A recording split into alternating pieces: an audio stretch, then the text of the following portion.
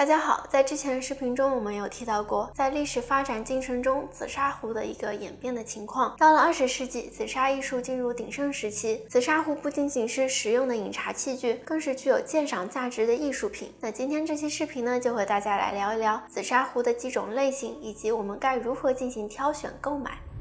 紫砂壶通常以造型分类，样式多变，所谓方非一式，圆不一象，一般可分为3类：一是光素器，二是花素器，三是金壤器。光素器指的是不带装饰的几何形体造型，比如说圆形、方形、菱花形、鹅蛋形等等。这个器型呢，最能够体现设计者的功夫。花素器指的是紫砂壶的造型模仿了动物、植物等自然界存在的形态，十分的逼真形象，比如说南瓜壶、柿扁壶、竹节壶、报春壶等等。金壤器则是紫砂艺人在长期生产实践中创造出来的一种新的壶式，是在光素器的基础上加以各式的棱角，壶身达成对称的效果，脉络有致，体现出紫砂壶的工艺美。介绍完了造型，我们再来说一说如何挑选紫砂壶。毕竟紫砂壶是日常使用的器皿，一款好用实用的紫砂壶也能够让泡茶事半功倍。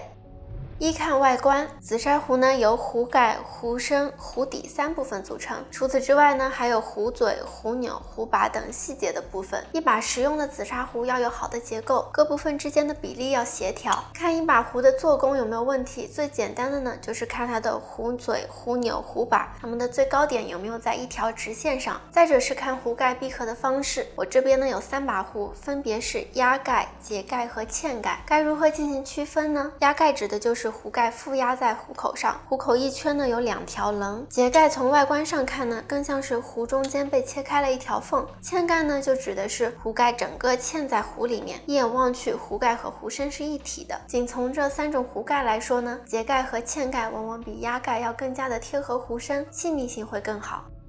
二看质地，选用新壶时可以轻拨壶盖，轻轻敲击，以壶身声响听起来清脆悦耳者为佳。若是转了几圈，声音参差不齐，而且还闷闷的，那么说明这个壶的做工有缺陷。此外呢，还可以留意壶身的泥料，体会壶的质感。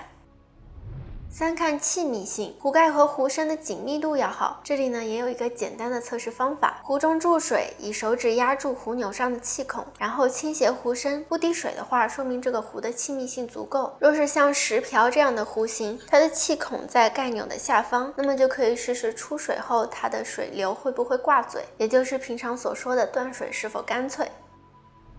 4看冲泡，出水流畅对于一把紫砂壶来说非常的重要。如果是倒水的时候水流很难断干净，说明这把壶的做工有瑕疵。倒茶时总有水流沿着这个壶身往下流，既不卫生也不美观。再就是要注意倒水的时候有没有茶水存在这个壶里面，还有就是这把壶拿起来你顺不顺手等等问题。以上就是今天视频的全部内容，如果你觉得有用的话，别忘了点赞评论。我们下期视频再见，拜拜。